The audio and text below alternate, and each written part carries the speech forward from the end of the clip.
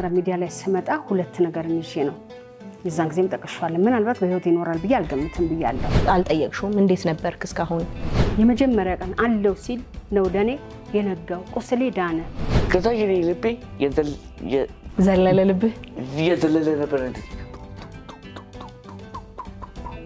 በድንጋጤ ምለው ጠፍቶብኝ ነበር ይዛኔ ቀን ከሌሊት ሳላቋርጥ አለቅሳለሁ ብቻዬን የሚገርም ነው በጣም የሚያስለቅስ ታሪክ ማለት ነው የሁላ ጊዜ ቢፈልገን ያገኘን ነበር ምን ማለት ነው ማለት የሆነ የምጠብቀው መርዶ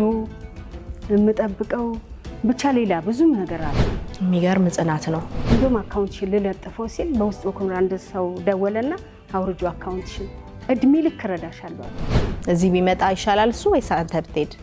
እሱን ብቻ ማግኘት ነው የምፈልገው አንተ የአንደኛ አባት ነህ አንተ የኛው ቪዲዮ አንተ የአንደኛ አባት ነህ ሲፈርስ የተሰጠውን ቤት በኔና በልጆቼ ስም የጻፈው ካርታ አሳየኝ ምን ተሰማ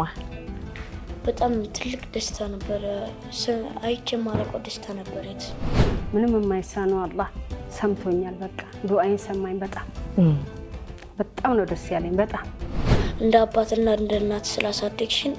አመሰግናለሁ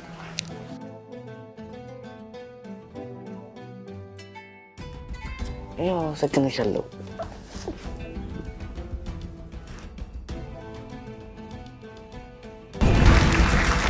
ዕለተ እሁድ በመወዳ መዝናኛ ይጠብቁ